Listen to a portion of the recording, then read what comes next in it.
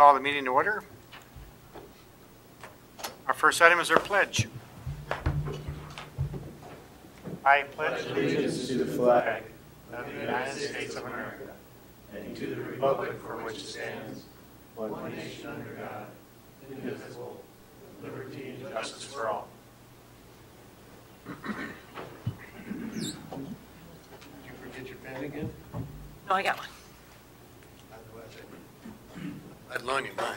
Mr. Vice Chair, could you read our mission statement, please? The mission of the Marshall Public School District is to educate, support, and prepare all learners for success. Thank you. Moving on to our agenda, do we have a motion?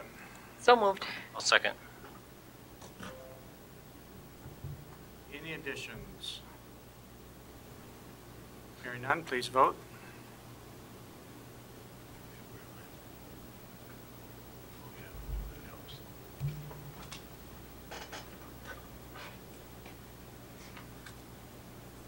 It is approved. Do I do this? Or you do it? Okay. Need nominations for the election of the board chairman. Do we have any nominations? I nominate Mr. Chapman. I second that nomination. Do we have any other nominations? Any other nominations? Hearing none, please vote. And you can't it is approved. Let's see.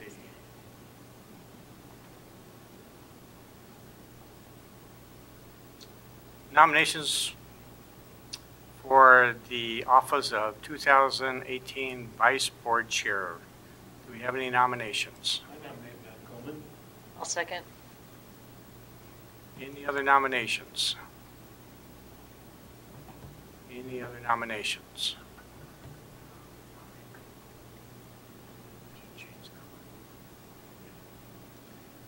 Call for a vote.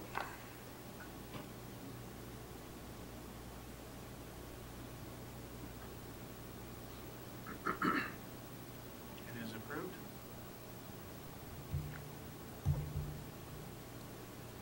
Moving on to nominations for the election of the school board clerk. Do we have any nominations?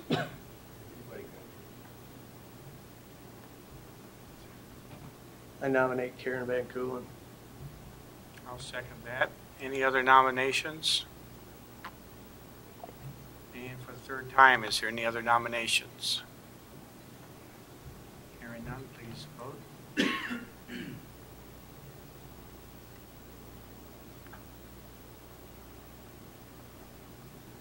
is approved. Congratulations, superstars. There's one more. We got one more. What are we gonna do? Treasurer. Treasurer. Most important. Yes, the money man. Moving on to nominations of the 2018 treasurer. Do we have any nominations? I'll nominate Bill Moso. I'll second. Any other nominations? For the third time, any other nominations? Hearing none, please vote.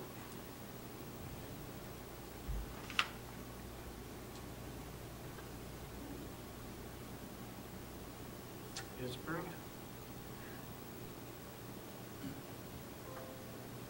Moving on to action items of the 2018 board committees. Motion to approve. Do we have a second? I'll second. Any discussion?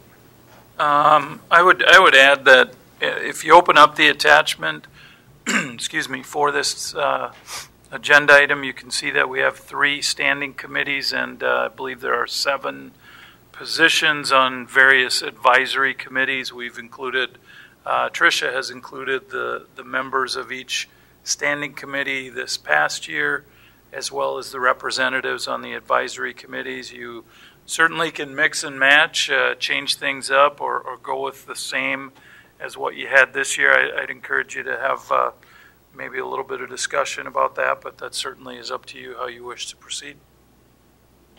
It's open for discussion. I have an interest in the staff development committee, just, but I don't want to kick you off the other. No, that's okay, because I'm actually on 4 different ones, so. Pardon? I'm actually on 4 different committees, so that would even things up, so that's fine with that. Okay, do that easy. And anybody else? I have a question on the Performance Oversight and Continuous Improvement Committee. Have there been formal meetings for that list? Who calls that together? I don't think we've, we haven't used that for quite a while. I think it could be wrong, but I think it was a part of sort of the original strategic plan, maybe, if I'm not mistaken, so we don't necessarily use that. So is it that we need to keep as a standing committee? I'm just asking the question. I think it's a great question, Bill, and I'd have to look for sure, but I'm guessing that is listed as a standing committee in our policy. So it's not to say that we couldn't change that. I would just probably suggest that that you fill the slots today, and that's a policy that Tricia and I can make note of and follow up on and bring forward some additional information in the future. I'm willing to stay on that committee and also on the Families Project. I have a meeting with Families Project next week, and staff development replacing Dion, if that's okay. I'm fine with that. Do we need to make a motion on the change, or is we're good to just? Once we have everything filled in, or have talked about what direction we want to go with this, then we'll make just an overall. Okay. Recommendation for approval.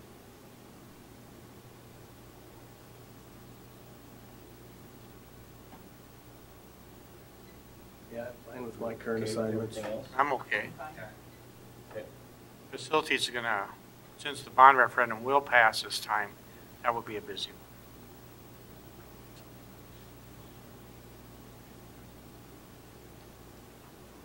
Now we make a motion to accept the changes.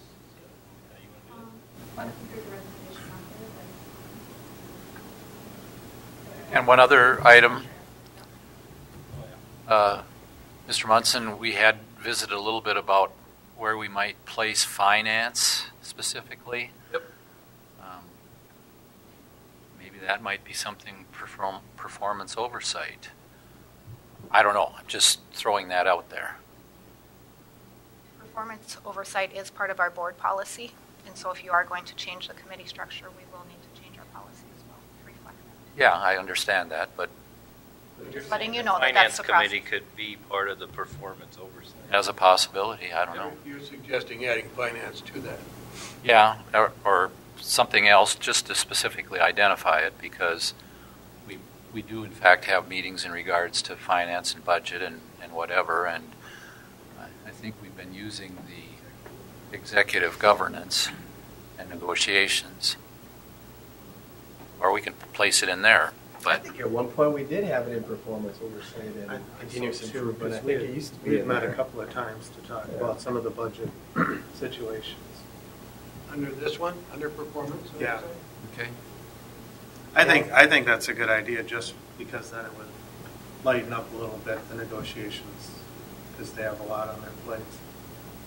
So we just add that as one of the highlights of that moniker. Is that what you're saying? Performance oversight, continuous. Performance oversight, finance, and continuous improvement is what it should be. Yeah. Or just leave it the same and just, when we talk about the budget, that's the committee that talks about it. Yeah. Won't change the policy. Simplify, not to have to change the policy. Sounds good. Any other discussion?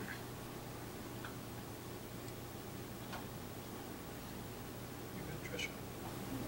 Good. All right, Do we'll you call a need a vote. motion? It's just up to the vote.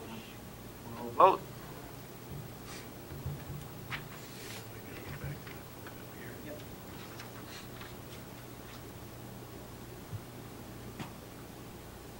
It's approved. Change of dates for February work session. I'll make a motion to change for discussion, and, okay, it's open for discussion. We had some conflicts on that. I think Superintendent and I are gone. And Bill. So we can move it to the next day. Does that work for everybody? Yep. It's an easy group, isn't it? All right, then. Any further discussion? Hearing none, we'll vote.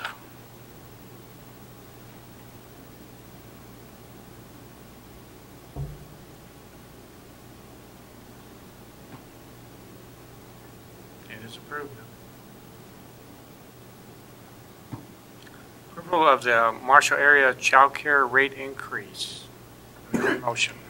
I'll make a motion. Do we have a second? I'll second. Open for discussion. What's being proposed here is about a 4% increase over what the current rates are. And if you approve it here this afternoon, these rates would become effective immediately. And what we're looking at is to have another rate increase effective July 1st so that it coincides really with the fiscal year rather than halfway through the fiscal year making that change. It's somewhat of an awkward process that we've used, and I would like to have that as something that we would move forward for having another increase in July as well. What our history has been as far as deficits with the daycare, we were able to reduce the deficit from 14-15 to 15-16 by $10,000, from 15-16 to 16-17 by $17,000, and for the 16-17 year, we ended up with a $38,000 loss, and that's over the past 3 years. We've had significant improvement. It's not where it should be yet. But we are moving in the right direction, and with this proposed increase, along with looking at another increase effective July 1st, we're going to be in a better position. And I would, recommend approval of these rates, and we'll move it forward. Have the parents been notified? No. No, this is. So this effective next week, they're going to get hit with. Well, being notified? They'll be notified. That's what I mean by effective. Okay. Yeah. After they've been notified. After they've been notified. How many children are enrolled, Bruce? I really couldn't tell you, but we are full. Are rates comparable to the other daycares? Right now, they are comparable to the others, and I think the history has been we've been kind of the leader as far as, if you want to call it, setting the rates or establishing the rates. So it's going to go up 4% effective after the parents are notified, and then July 1st go another 4%? No, that's to be determined what that might be. Okay. It's just setting the timing of the rate So increase. always be July 1st instead of this weird January. Instead of mid-year, yes. In reading through this, it looks like we have a practice of having rates adjust in January. Mm-hmm. Okay. So this isn't going to be a major, or shouldn't be a major surprise too? No. Parents have been there. Very good. Any other discussion? Hearing none, we'll vote.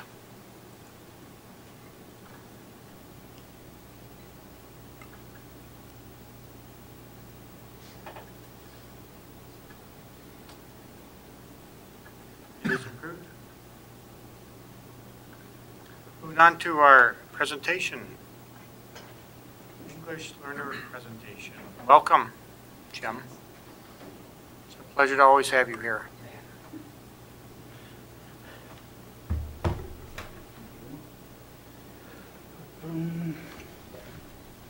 All right. Well, thanks for having me. Happy New Year, everyone. And thanks for the opportunity to talk about our EL program. I think we're coming and starting to steer in the right directions for our 388 students that we service for the EL program. We're starting to get a better handle on our program as far as what we can offer for our EL students. I think we're getting a little better idea how to educate our students that are in the EL program, and then just kind of keeping an overall monitor on the program. Let's see here if I can figure this out. Okay, just a few things to share. I do want to kind of just give you a brief overview on what we're looking at the Marshall Public Schools for our ELs, and maybe we can kind of just see a snapshot from where we were about a year ago. The state of Minnesota, I think, is a little bit more involved in the EL program as far as what they would like to see done. There's some reasons why that. Some of the services that we provided here at Marshall Public Schools, and then some of the new initiatives, improvements I think that we've made here this last year. So we'll talk about those real quickly. Right now, as this was December 14th, we had 385 students. That's roughly about a 15 student increase from last year at this time. There's 91 in the high school, 74 in the middle school. West Side probably took the biggest jump from 2016-17 to the 17-18 school year. We added a halftime teacher over there, or not added a halftime teacher. We ended up moving one of our teachers over to West Side, so we were able to service those kids just looking at the student-teacher ratio. And then Parkside is always a big number of EL students, a lot of them coming in. We never know what Parkside's going to bring. We tried to do some earlier registration last year, but then we got a whole bunch during the summer that didn't know about registration and things like that. So we have 158 this year over at Parkside with grades K, 1, and 2. It takes about 5 to 7 years to work your way out of the EL program, but hopefully the younger they are, the less time it takes. So if we are going to see a big number, I feel it is a good spot to have it at is over at Parkside Elementary. We have 12 full-time teachers for our EL staff, and then we have another half-time, and that half-time is the one that's serving at Westside this year.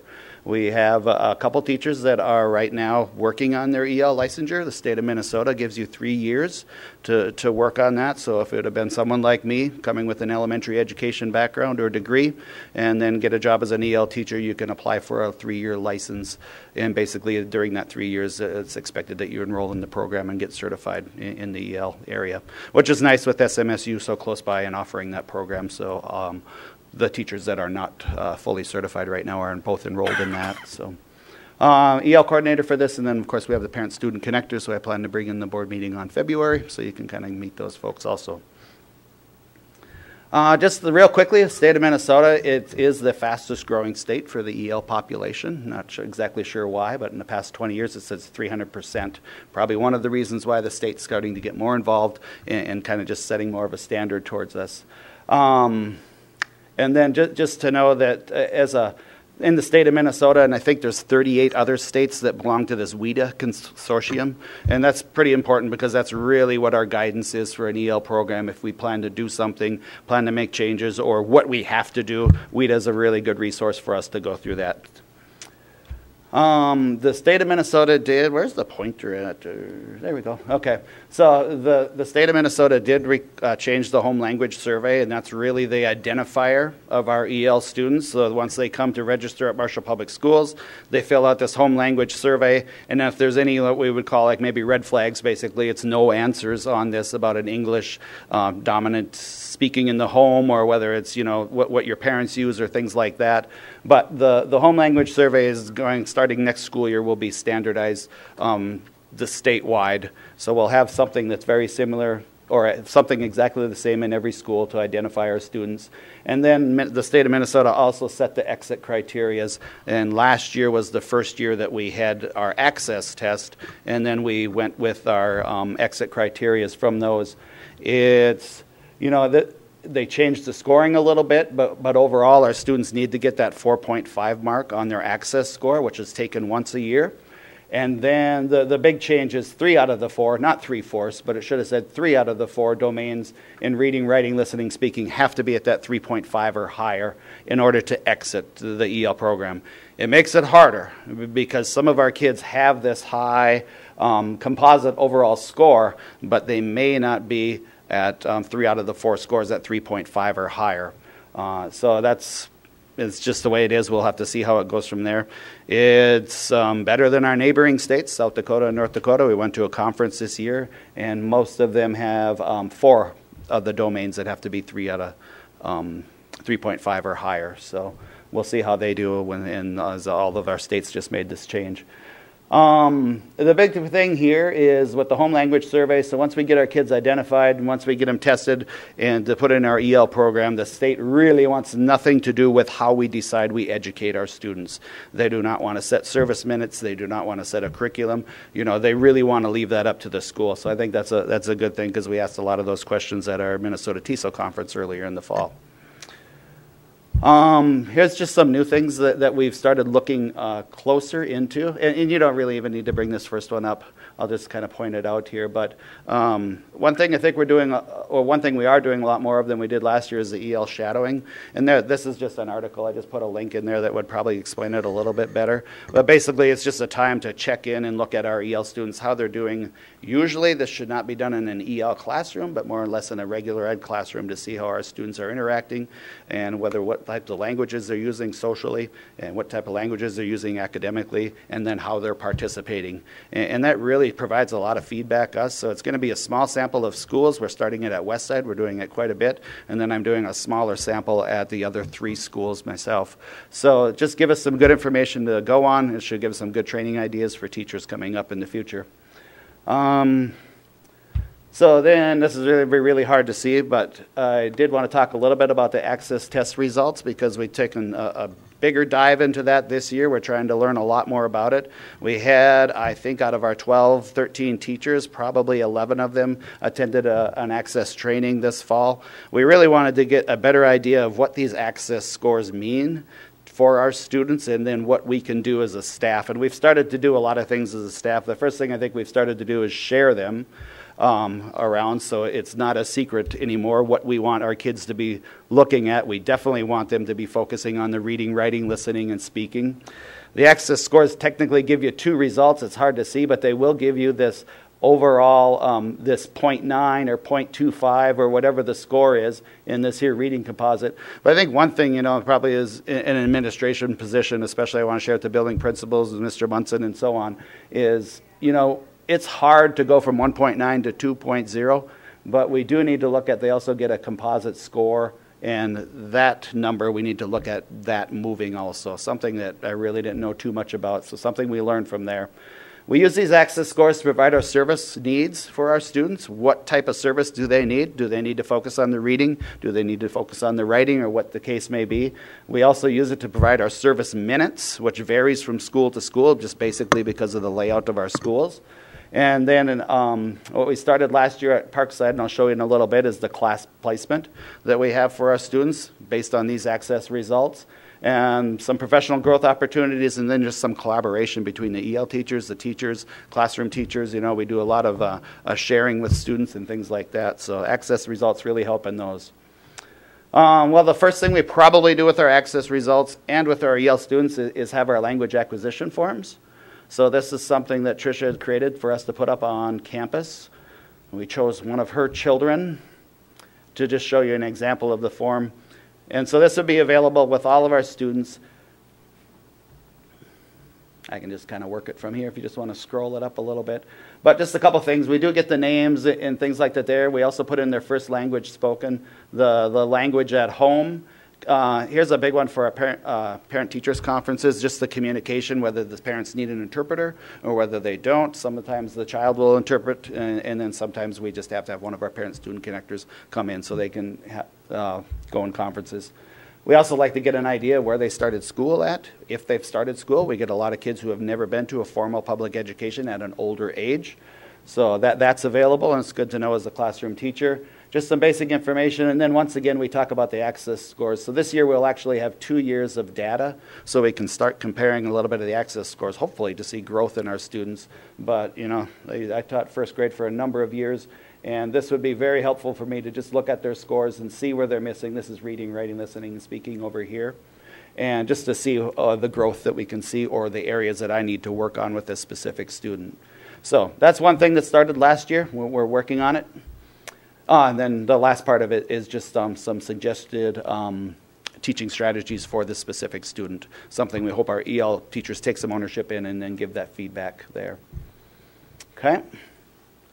So we've also done a great deal of work, and I think this has really helped with our class placement and looking at the access scores. So now I can take and realize, okay, so looking at, this is Mrs. Germsted's class, but to plot this out and where these students are. So Mrs. Germsted, first of all, has an idea where her students are falling in these areas, whether they're lower level or whether at their highest level.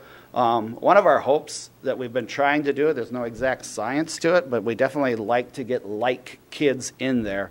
So for example, if you look at a lot of her kids are really high in the listening and speaking area. So that's a good group to have together in a class. Whether they're high or low, she can modify her instruction to meet the needs of the students. And then of course in the reading area, a lot of them are a little bit lower in the reading. Writing is right around there. So just to kind of give us an idea what to look forward to for these students. And we'll just skip the other one was just a different example, so we can just skip that one. Okay, so that was some of the things that we did with our access scores, which is like the big time Super Bowl for our EL. We will start January 29th. It's a long window. It's almost like 2 months. It ends in the last part of March. So that's the time that our teachers will be working on testing them.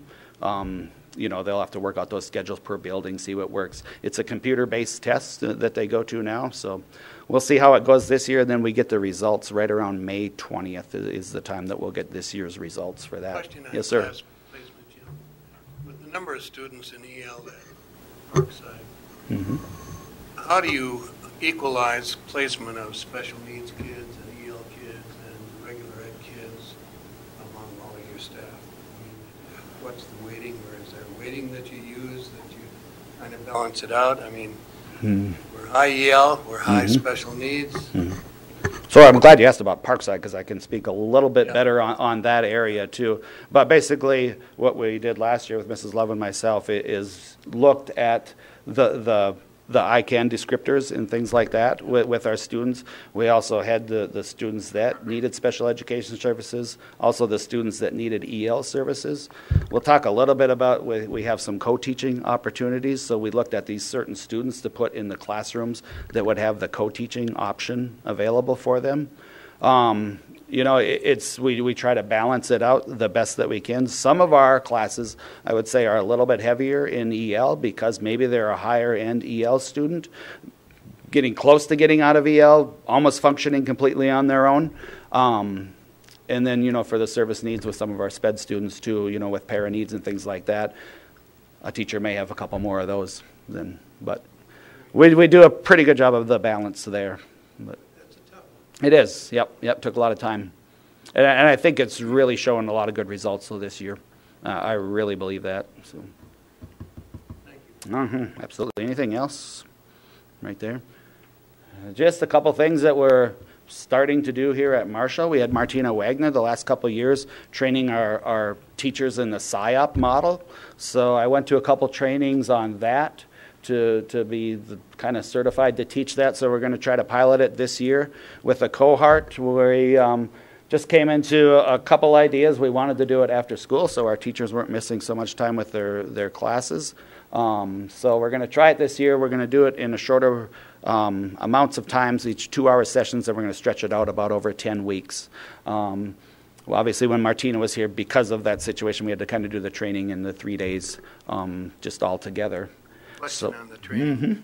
Do the teachers have access to graduate credit for this? Yes, there's some continuing education credit. Not graduate credit, but continuing education credit. So we'll start that in January.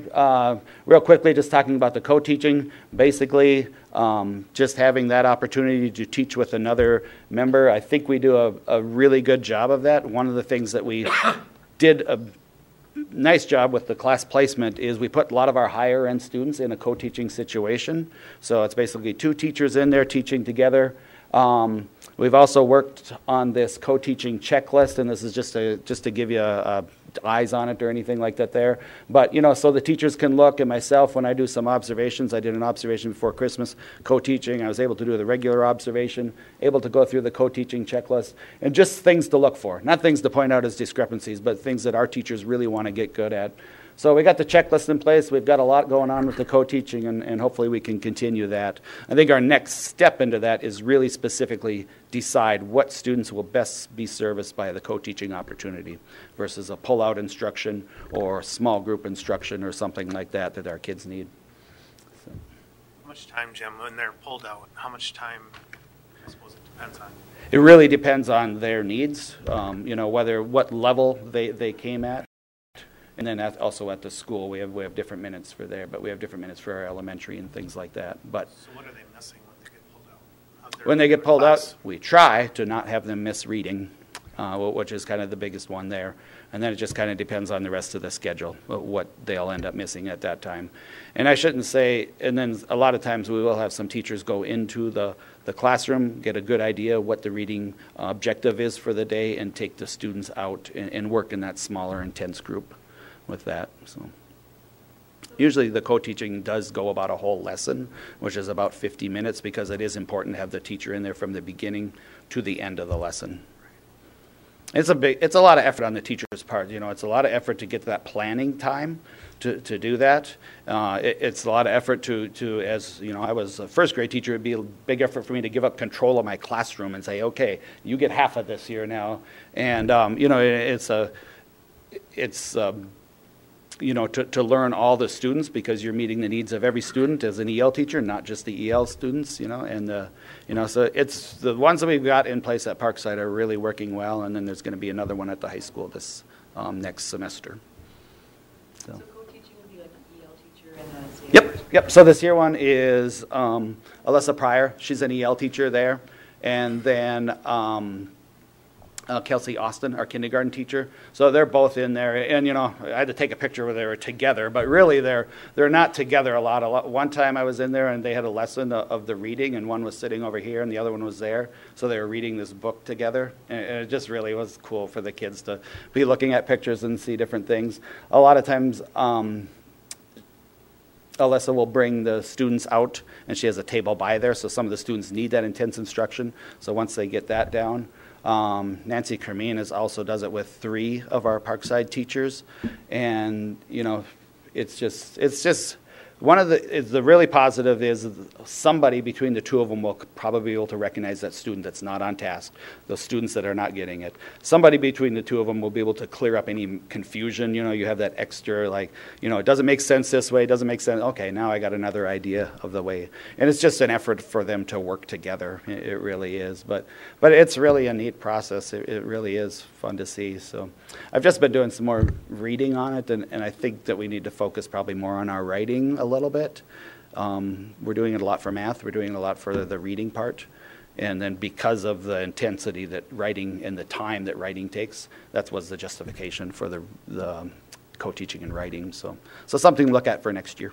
I think it would benefit any student, honestly. Well, yeah, thank you for saying that, because it does. It benefits the whole class. You definitely have two professionals in there servicing the students. So probably the negative, and we've talked about this with the group, is one of our goals at Marshall is to have our students talking more. Because we, back in the old days, the teacher talked, and it's still kind of that way, but now you have 2 teachers in there and trying to get our kids, to equal out that talking time just for that social language and academic language. So, but we can keep working on it, so. Okay, so then the next thing that we started last year was this Imagine Learning software. We were piloted at Westside Elementary School. It's been a really good thing. This Imagine Learning, just the quick thing, it's for EL students. And the best way I can explain it, it meets them where they're at. It starts out like in your home language. It has like 19 different languages you can learn these programs in. It'll start out in your home language. And as you progress through this Imagine Learning, you have more English and less of your home language. So an example might be right away you're going to have, Imagine Learning, you're going to have questions in the Somali language, if it was a Somali program, and then the answers would be in Somali, and then maybe the questions would be in Somali and the answers in English, and then eventually rolling over to be just an all-English type program. So last year we were able to pilot it with 10 students at Westside Elementary, And we really liked the program. We really felt it had some good results. We didn't have any concrete proof of that or anything, but we felt those kids were going in the right direction. It also really helped them a lot with their, I would say, downtime or times where they, were kind of just not sure what we could do with this student at this time, and it's an individual program, so they were able to get on at that school. This year we purchased 15 licenses for it for Westside Elementary. And now we're able to get into the data of it. We're able to monitor their access scores that we talked about. Imagine Learning also has some assessments that they can use in this area. So we're going to be able to really find out some good things come March, April, if we really like this program, if it's really benefiting our students, which we think it will. Very flexible program. You can see where the students are working at it. It has a lot of animation, a lot of things that the kids like to see. It's a K through 6 program, if I remember correctly, maybe K through 8, somewhere around there. It's simple sometimes as a yes and no, and then, you can't see here, but it gets harder, and, it just challenges the kids. So it gives a lot of different information, a lot of different materials for the kids to learn from. And they really enjoy it. They really do. They've really been liking it, and so far so good, but now we'll see. Like a foreign language lab, really, isn't it? Kind of, sort of, yes. Mm-hmm. It's got a lot, and they got good support. Their company's good. They've been really good to us so far. So, and then the last thing that we've kind of started up this year was just some morning groups. At Parkside Elementary School, they usually go eat breakfast and head on outside to recess. But we started a morning group that starts at 8 o'clock. Nancy Kermeen and Christy Weiss are piloting that for us. And basically what they're doing is just meeting the kids for breakfast. They're working on that social language. They're trying to slip in some academic language when they can, but just giving the kids a more smaller, intense time. Each person has about 5 kids that they work with. So we're just going to kind of, it's something that we would like to probably have 50 kids involved in, but you know what? We don't have the staffing for that right now, so we'll get what we can. So, all right, that is all I have. Could I answer any questions? Connect with the high school honor society or something and have actually high school students in there if you want more people? Mm-hmm. Would you necessarily paid staff, but you're still doing the same thing? Mm-hmm. I don't know. Mm-hmm. You almost have to train them a little bit first. Yeah, but we're teachers. That's what we do. So. I'm excited about your PSYOP cohort.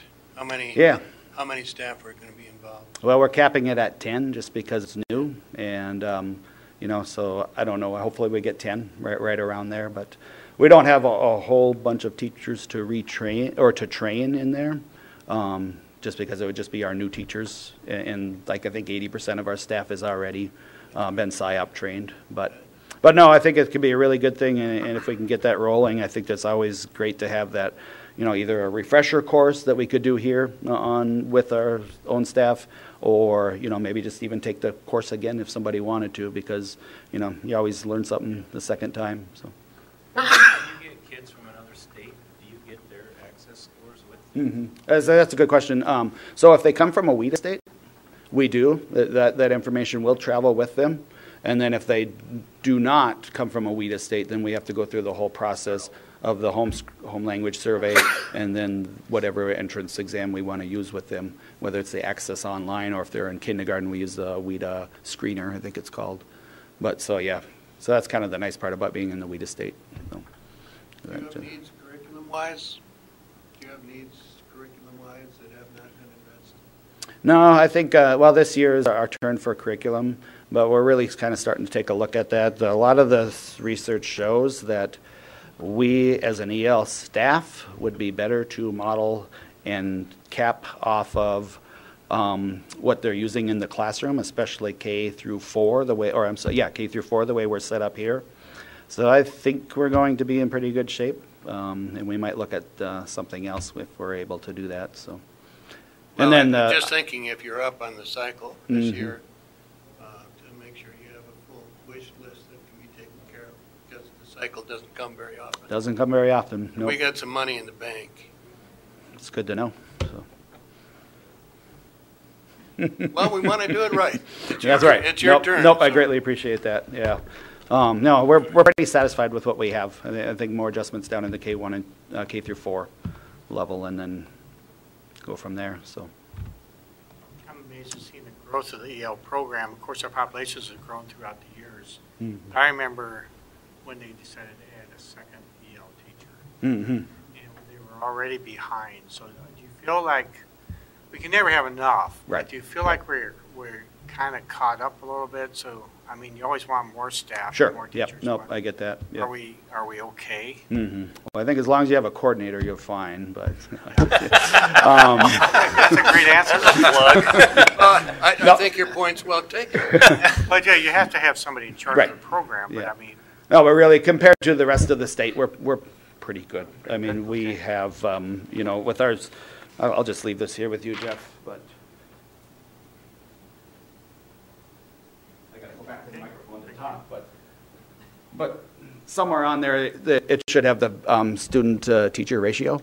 And really, compared to the state of Minnesota, I'm not exactly sure where we sit, but talking to some of the people that are in the EL world, I think we're doing pretty well in that area. and I'm excited about the Imagination Learning Program. I hope it gets some good results. We're doing a lot of work on it this year. We're doing some, just to look at some good solid numbers, and I hope we get some good results. And it's a expensive program, but Well, and with those results, if you're up this year and you had something you want to expand, it'd be a good time to put it in the budget. Mm-hmm. To make it happen.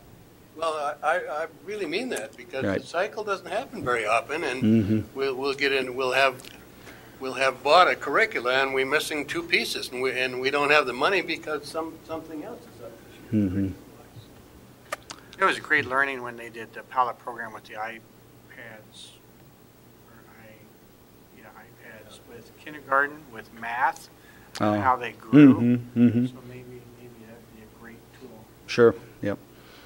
Yeah, the one thing I like about it, it's easy to use, and it can be used when you have those extra 10 minutes of time with the kids.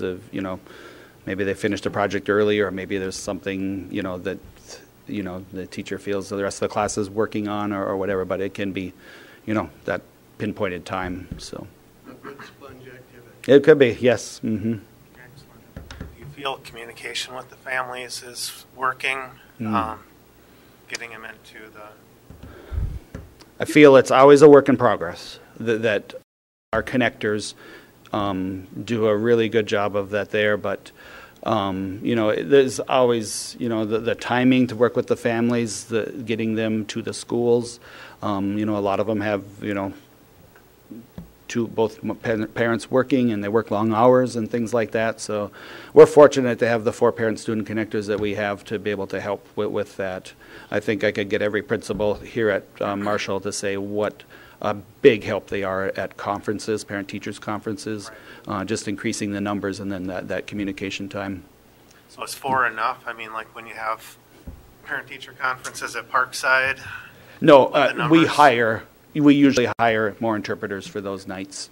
We have a list of probably about 6 to 10, somewhere around there, of interpreters that are willing to come in and help us with that. So, because there are a couple nights during the school year that Westside and Parkside have the same nights, so it's kind of crazy, but I know they do a great job. Because any event, not just EL, that you go to, there's usually Yes. one Yep. of them there and Mm-hmm. represents the school. Yes. Yep. I agree. All righty. Thank you. Thank you, guys. Nicely done, Jim. Thank you.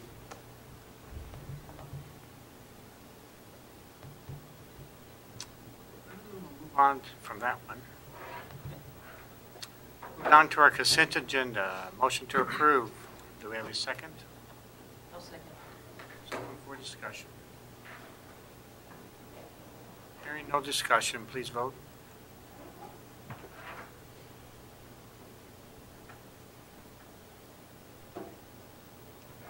Is approved. Board forum, board members, anything you'd like to bring up? Everybody have a good holiday. Excellent. Moving on to our discussion items, the 18-19 budget development parameters. This is not an action item. It's I won't say it's the official start of our budget preparation for 2018-19 because I'm not really sure where that happens. But You've seen these before, I think. We obviously tweak them a little bit each year as we get ready to prepare the following year's budget. Like I said, this is an informational and discussion item. Both Bruce and I have put some time into this and tried to incorporate what we know and maybe some of what we don't know, but we think might happen. And we will ask for your review and hopefully approval of these parameters at the next meeting. So if you have any questions, Bruce or I could certainly answer them or try to. Questions, board?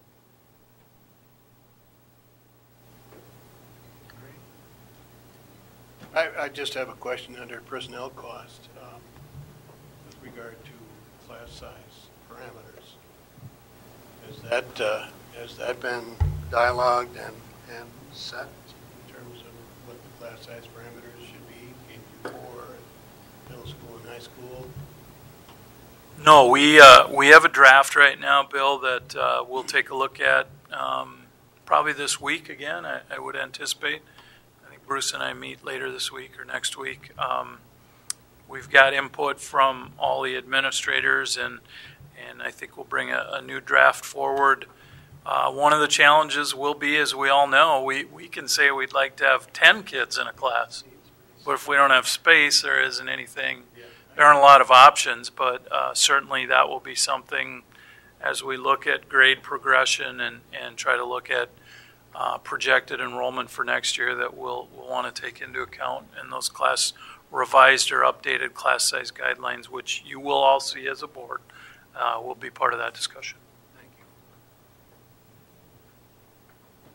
Very good. What's the Kiplinger letter on inflationary costs?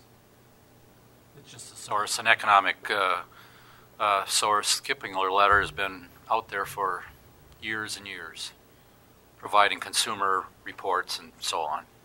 It's just a source of information. So inflationary costs is kind of a shot in the dark, or is it? Yeah, to a certain point, yeah. Moving on to our second review of policies 706 to 710. Are there any questions? This will be the second reading.